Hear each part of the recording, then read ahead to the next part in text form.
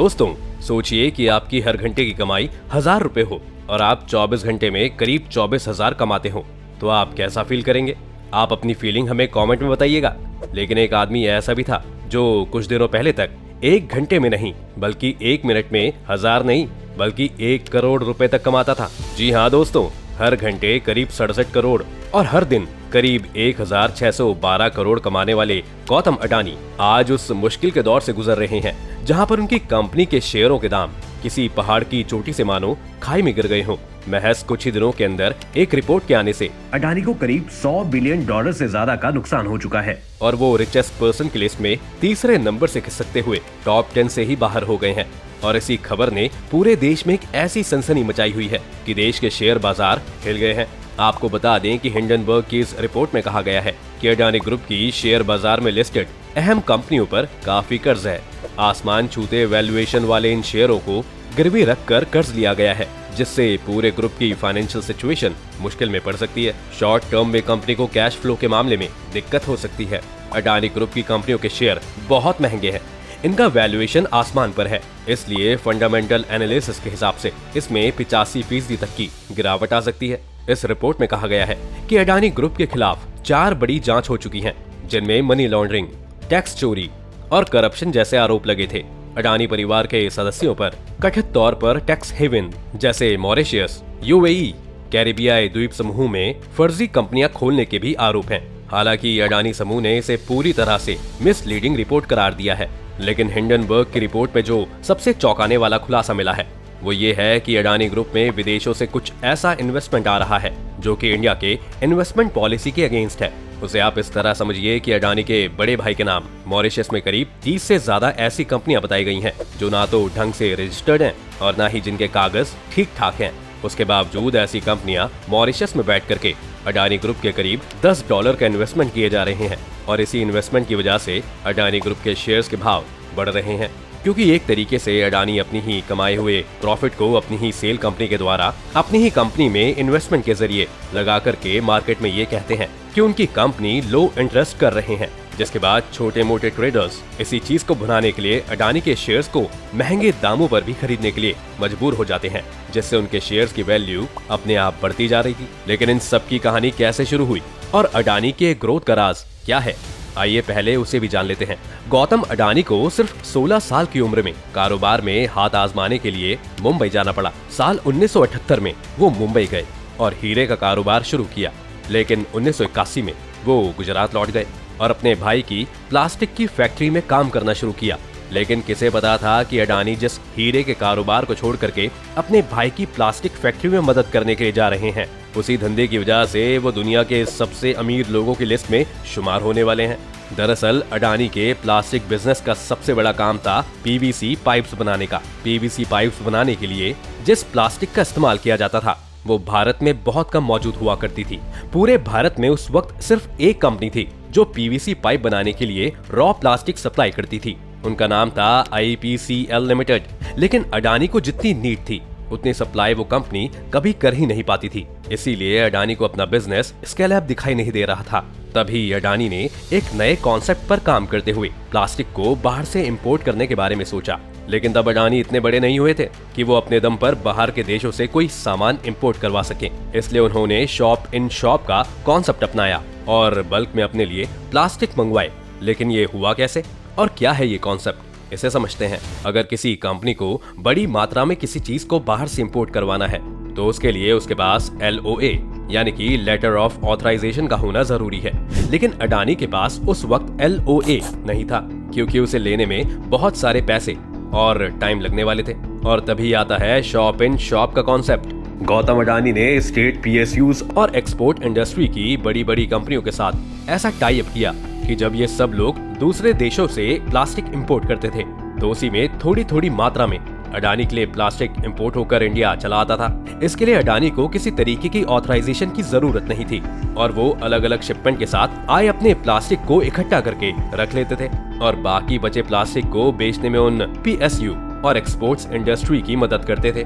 एक वक्त में सिर्फ 100 मीट्रिक इंपोर्ट करने वाले अडानी इस गेम से 40,000 मीट्रिक प्लास्टिक इंपोर्ट करने लगे, जिसके बाद तो अडानी को उनका रास्ता मिल गया था। 1992 में जब भारत में इकोनॉमिक लिबरलाइजेशन का दौर शुरू हुआ, उसी दौरान गुजरात के मुद्रा पोर्ट को प्राइवेटाइज करने के लिए सरकार ने टेंडर निकाला और खुशकिस्मती से ये टेंडर अडानी को मिल गया।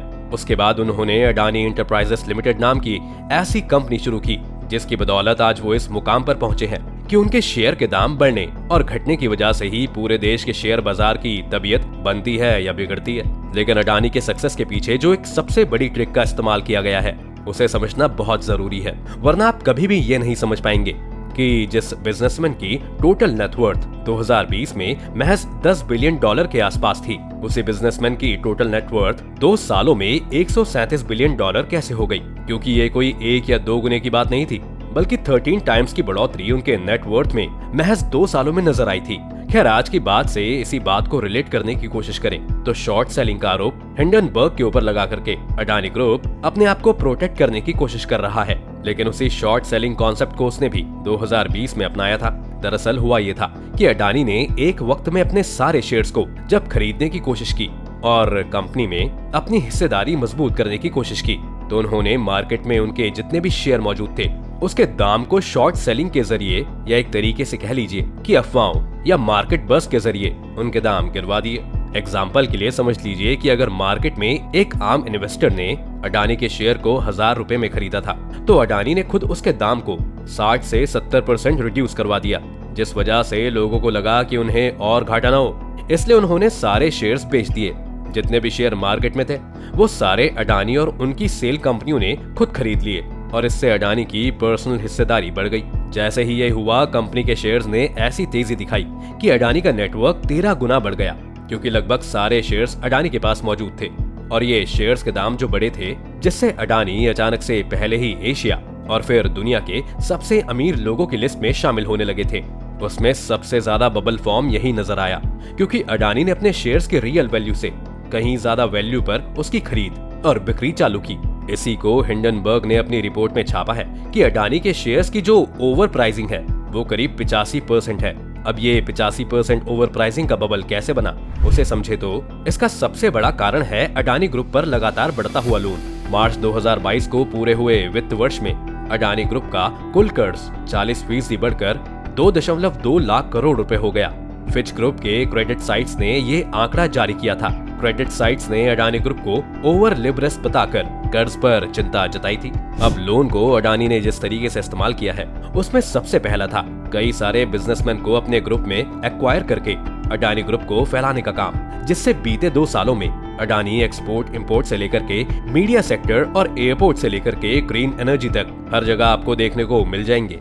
लेकिन इसमें सबसे ज्यादा जो कॉन्ट्रास्ट पॉइंट नजर आता है वो ये है कि इन सब में गवर्नमेंट की तरफ से भी अडानी को फुल सपोर्ट मिलता रहा है, क्योंकि किसी भी टाइम पर जब भी गवर्नमेंट इनिशिएटिव लेकर इकोनॉमी की कमी को दूर करने के लिए काम करती है तो अडानी हर सेक्टर में इन्वेस्ट करते रहते हैं। उन्होंने अपने आप को गवर्नमेंट के लिए एक प्राइवेट पार्टनर के रूप में तैयार कर लिया है। तभी तो जब अडानी एक वक्त में देश के बड़े एक्सपोर्ट्स के ऑपरेशंस को सरकार से अपने हाथों में ले रहे थे, तो गवर्नमेंट ने ये डील करने के लिए इस इंडस्ट्री से जुड़ी हुई पुरानी पॉलिसीज को बदल कर रख दिया, जिसके बाद ही अडानी जो इस सेक्टर में बिल्कुल भी एक्सपीरियंस नहीं थे वो आज देश के कई एक्सपोर्ट्स का पूरा जिम्मा ले चुके हैं। अगर किसी कंपनी को गवर्नमेंट की तरफ से इस तरीके का सपोर्ट मिलता है तो वो लगातार हर सेक्टर में अपने आप को फैलाती जाती है। तो जाहिर सी बात है कि अडानी के शेयर्स के दाम बढ़ने ही थे, क्योंकि एक आम इन्वेस्टर सिर्फ वहीं अपने पैसे लगाना चाहता है जहां उसे स्टेबिलिटी और सिक्योर फ्यूचर नजर आए। गौतम अडानी के साथ कुछ ऐसा ही लोगों को देखने को भी मिल रहा था। लेकिन सितंबर 2022 में अडानी ग्रुप द्वारा शेयर गिरवी रखे जाने की खबर सामने आई थी। अडानी ग्रुप ने अपनी 2 सीमेंट कंपनियों के बड़े संख्या में शेयर गिरवी रखे थे। ग्रुप ने एसीसी और अंबुजा सीमेंट के 10.36 खरब रुपए कीमत के शेयर गिरवी रखे थे। किसी भी कंपनी की बैलेंस शीट में शेयर प्लेज होने की जानकारी काफी नेगेटिव मानी जाती है, फिर भी अडानी ग्रुप ने शेयर गिरवी रखकर पैसा जुटाया। इससे पहले ब्लूमबर्ग के डेटा से रिपोर्ट सामने आई थी कि एशिया में दूसरा सबसे खराब debt to equity ratio Adani green का रहा। डेटा टू इनइक्विटी रेशियो किसी भी कंपनी में फंडामेंटल्स को जांचने का एक अहम टूल होता है। इसमें कंपनी की कुल देनदारियों की शेयर धारकों की इक्विटी से तुलना की जाती है। कहीं न कहीं एग्रेसिव इन्वेस्टमेंट और बिजनेस को एक्वायर करने के लिए किया जा रहा था। अब अडानी ऐसा क्यों कर रहे थे उसे समझते हैं। मान लीजिए एक देश में कंपनी शुरू होती है और कंपनी का बेसिक काम स्टील का होता है, जिसके लिए सबसे पहले वो कुछ कोल और आयरन माइंस को एक्वायर करके वहां से आयरन ओरे निकालते हैं, जिसके बाद वहीं एक स्टील मिल सेट करके वहां से स्टील का प्रोडक्शन करती है। लेकिन ये कंपनी यही नहीं रुकती है, बल्कि वो आगे चलकर उन्हीं स्टील की मदद से रेलवे लाइंस बिछाती है और उन सारे रेल रोड को ओन करना शुरू कर देती है। इसके बाद वही कंपनी कई सारे ट्रांसपोर्टेशन के मीडियम को एक्वायर करती है, जिसके बाद उसी कंपनी की स्टील की मदद से ही उस देश में होने वाले सारे कंस्ट्रक्शन का काम किया जाता है, जिससे वो कंपनी एक कंस्ट्रक्शन के लिए भी जिम्मेदार हो जाती है। तो इस तरीके से आप देखें तो एक स्टील माइन करने वाली कंपनी किस तरीके से देश के पूरे कंस्ट्रक्शन के लिए जिम्मेदार हो जाती है। और यही तरीका गौतम अडानी ने भी अपनाया है, क्योंकि उन्होंने अपने सारे बिजनेस को ऐसे इंटरलिंक करके रखा हुआ है कि वो एक्सपोर्ट इंपोर्ट से लेकर के मीडिया तक में फैले हुए हैं। इसे समझने के लिए आपको उनके बिजनेस के 3 लेवल को समझना होगा, जिसका पहला लेवल है ओरिजिनेटर्स, यानी कि जहां पर सबसे ज्यादा मैन्युफैक्चरिंग और प्रोडक्शन का काम होता है। तो इस लेवल में जो कंपनियां आती हैं उसमें Adani gas, Adani coal, Adani renewable energy, Adani iron mines, Adani ports शामिल हैं। ये सभी वो कंपनियां हैं जिनसे अडानी ग्रुप प्रोडक्ट को मार्केट में लेकर आती है। इसके बाद दूसरा लेवल आता है सपोर्टर्स, जिसमें जो कंपनियां शामिल हैं उनमें Adani power, Adani airport, Adani logistic आती हैं। इन कंपनियों का काम ये है कि ये सभी अडानी की ओरिजिनेटर कंपनी को सपोर्ट करती हैं ताकि वो प्रोडक्ट्स को मैन्युफैक्चर कर सकें। आखिर में आते हैं द बिल्डर्स, जिसमें अडानी की data centre transmission gas distribution, Adani Wilmar, Adani infra, Adani real estate, Adani health care और अब अडानी मीडिया भी शामिल है। ये वो कंपनियां हैं जो अडानी ग्रुप के सपोर्टर और ओरिजिनेटर्स दोनों को लिंक करके मार्केट में उनको ऐसे पेश करती हैं कि उनके बिना मार्केट का लगभग कोई काम नहीं हो सकता।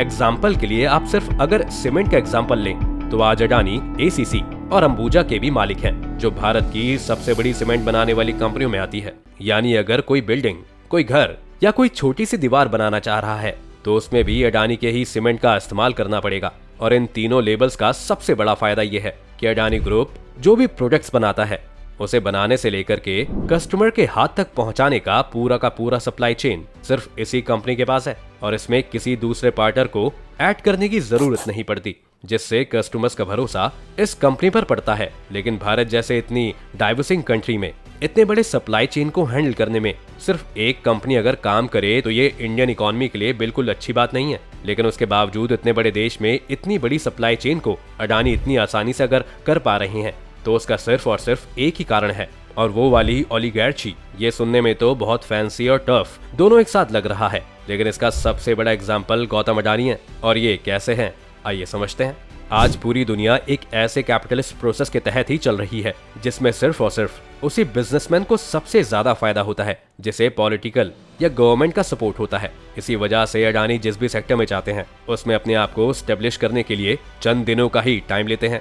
और ऐसा सिर्फ भारत में ही नहीं होता, बल्कि अगर बात करें अमेरिका की तो अमेरिका की कंपनियों का डायरेक्ट गवर्नमेंट कनेक्शन के कई सारे न्यूज सामने आती रहती हैं। और तो और ट्रम्प, जो कि अपने आप में इतने बड़े कैपिटलिस्ट थे, और वो जब अमेरिका के प्रेसिडेंट बने थे तो फेसबुक पर यह आरोप लगाया गया था कि फेसबुक ने अपनी डाटा की मदद से अमेरिका के प्रेसिडेंट के चेहरे के रूप में सपोर्ट किया था। ऐसे ही अगर बात रशिया की करें तो वहां पर सिर्फ यही बिजनेसमैन सबसे बड़े हैं जो स्टील और ऑयल इंडस्ट्री से जुड़े हुए हैं, क्योंकि इसका सीधा कनेक्शन गवर्नमेंट से होता है और इन सारे बिजनेसमैन को गवर्नमेंट सपोर्ट करता रहता है। ऐसा ही कुछ है भारत में अडानी के साथ। तभी तो अगर आप अडानी ग्रुप के सबसे बड़े इन्वेस्टर की बात करेंगे तो वो कोई और नहीं है बल्कि भारतीय जीवन बीमा यानी कि life insurance corporation of India है। आपको शायद यकीन नहीं होगा कि अडानी ग्रुप में जहां सारे प्राइवेट इंश्योरेंस कंपनियों ने इन्वेस्ट करने से मना कर रखा है, वहीं इस कंपनी की टोटल इन्वेस्टमेंट में LIC का करीब 98% हिस्सा है। और अगर ये बिना गवर्नमेंट के सपोर्ट के हुआ है तो आखिर कैसे LIC ने आम लोगों के पैसों को एक ऐसी कंपनी में लगा रखा है जहां कोई और इंश्योरेंस कंपनी या प्राइवेट इंश्योरेंस कंपनी अपने पैसे निकालने के बारे में सोचती ही नहीं है। दरअसल LIC ने अडानी ग्रुप की कंपनियों में अपना काफी पैसा निवेश कर रखा है। 30 सितंबर 2022 तक के आंकड़ों के मुताबिक LIC का कुल इक्विटी पोर्टफोलियो 10.27 लाख करोड़ रुपए का था। इसमें से अडानी ग्रुप की कंपनियों में LIC का निवेश करीब 7% के आसपास था। हालांकि अडानी ग्रुप में मचे हाहाकार के बीच LIC ने सफाई दी है। कंपनी ने कहा कि अडानी ग्रुप की कंपनियों में शेयर और डेटा के रूप में उसकी कुल हिस्सेदारी दिसंबर अंत तक करीब 36,000 करोड़ रुपए की थी। LIC के ऊपर लगने वाले आरोपों के साथ ही साथ देश के कई ऐसे बैंक भी हैं जिन्होंने अडानी ग्रुप को बहुत सारा पैसा कर्ज दे रखा है। ऐसे में अगर अडानी ग्रुप के शेयर्स अचानक से गिरते हैं तो ये सारे बैंक भी एक साथ क्रैश हो जाने के कगार पर खड़े मिलेंगे। लेकिन क्या इस रिपोर्ट के दम पर पूरे अडानी ग्रुप को बहुत बड़ा डैमेज होने वाला है या नहीं, ये भी सवाल सबके जहन में है। तो आइए इसे भी समझ लेते हैं। दोस्तों, हिंडनबर्ग की रिपोर्ट के बाद चाहे अडानी के शेयर्स में चाहे कितनी भी गिरावट देखी जाए, पर उनकी कंपनियों को बहुत बड़ा मेजर लॉस नहीं होने वाला है, क्योंकि अगर आप अडानी के टोटल शेयर डिस्ट्रीब्यूशन को देखेंगे तो कंपनी का करीब 73% हिस्सा अडानी फैमिली के पास ही है, यानी कि 27% हिस्सा ऐसा है जो मार्केट में खरीदने के लिए अवेलेबल है। इसमें भी अगर आप मॉरिशन और बाहर की कंपनियों को हटा दें, जिनके करीब 15% शेयर हैं, तो आपको सिर्फ 10% ओपन शेयर ही मार्केट में देखने को मिलेंगे। लेकिन उसमें से भी अगर LIC और SBI बैंक के शेयर्स को हटा देंगे तो एक आम इन्वेस्टर को इन्वेस्टमेंट करने के लिए 3 से 4% शेयर्स ही मार्केट में मौजूद मिलेंगे। ऐसे में अगर अडानी शेयर्स के दाम घटते भी हैं तो किसी कंपनी को कोई खतरा नहीं होगा, क्योंकि सिर्फ 3 से 4% लोग ही ऐसे होंगे जो अडानी के शेयर्स को बेचकर खुद को बचाएंगे। लेकिन मेजर शेयर होल्डर्स इस घाटे के समय कंपनी को नुकसान नहीं पहुंचाने वाले। खैर, अब आगे क्या होगा ये तो देखने वाली बात होगी। आपकी इस मामले में क्या राय है, आप कमेंट करके हमें बता सकते हैं। साथ ही इस वीडियो को लाइक और शेयर करना ना भूलें और चैनल को सब्सक्राइब भी कर लें।